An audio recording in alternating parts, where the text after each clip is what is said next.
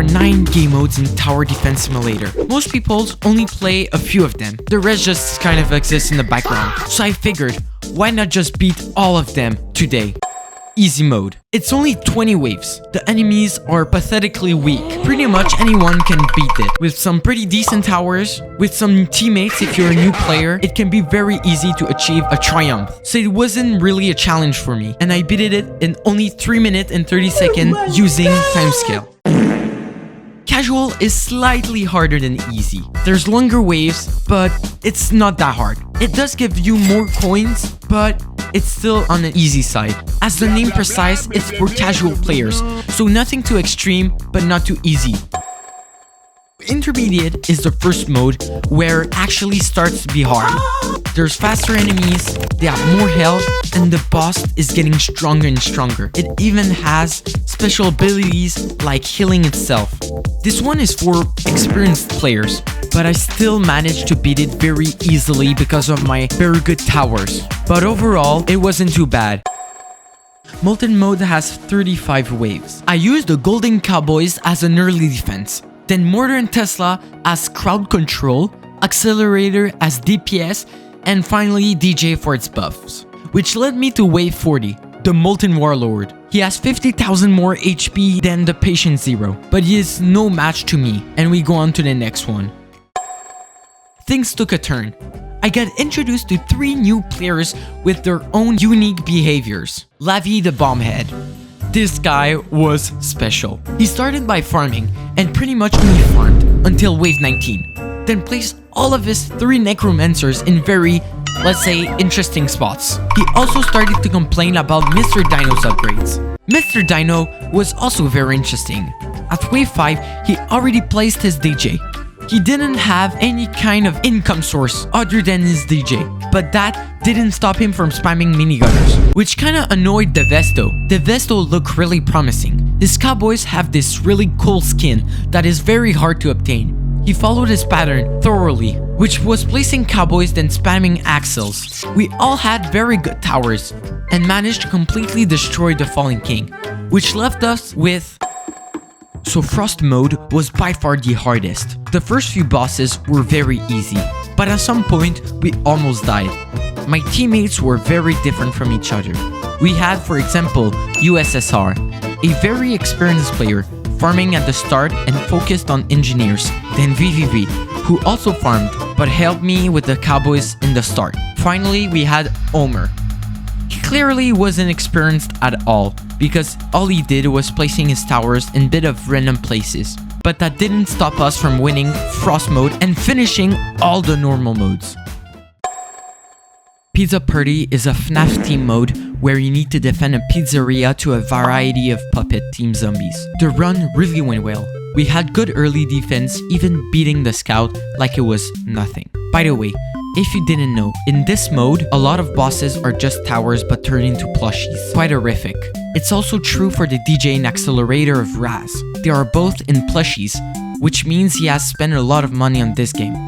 We were all very good players and we were prepared for the shotgunner, which wasn't a problem since we kinda destroyed him. But then a few waves later, the commander arrived. He has a very cool ability and has a call to arms for the enemies, but it didn't do anything because we killed him in the end. 5 waves later, his friend arrived, the minigunner. I had already prepared a lot of DPS for him, so he also got shredded. And so does the executioner. At wave 40, the boss spawned in. He's called Walks the Fox. He has a whopping 607,000 HP to his name. Very interesting. He has a very cool stun ability where he does jump scares. Another cool feature about this Walks the Fox is that he slowly sheds his coverage when taking damage. And eventually, we took him down. Next is Badlands II. This map is very interesting. It takes place in a very harsh desert map with 3 different lanes. The zombies aren't very special, mostly normal zombies with the hat modifier, or cowboy should I say. We started off strong. I did the early defense with Cassie and Panchotes.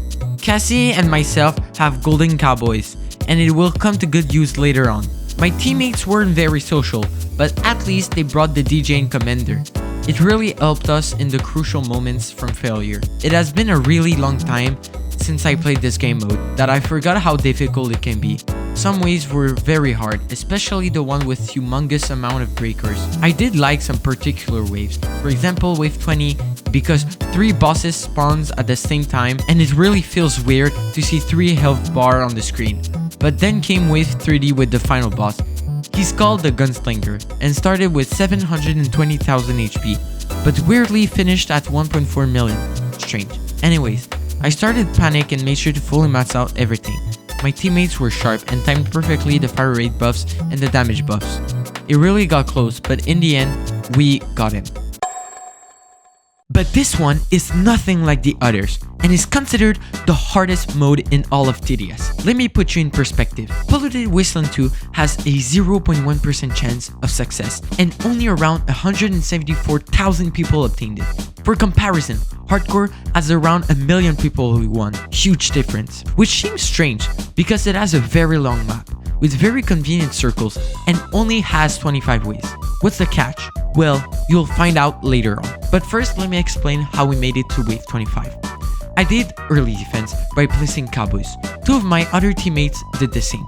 I've also queued up with randoms if you were wondering. Anyways, I was lucky with the matchmaking and had very experienced players. The early waves were very easy, until it wasn't. Each time we cleared a wave, my computer lagged even more, which became a problem. Each wave came with a new boss. It was very tiring. With every new boss came more lag and it became more difficult to place, upgrade, or use the tower's abilities. Even with all of these constraints, we made it to the final wave. The nuclear monster really looks scary and is the strongest boss of all of TDS. With 2 million HP, it's safe to say that even I wasn't sure if we had enough DPS. But one good thing that I mentioned earlier is the length of the map, so it gives us more time to take him down. I used my hacker's ability by placing NGs to help with the DPS. I don't know if it even made a difference, but anyways, he really got close when we took him down in time.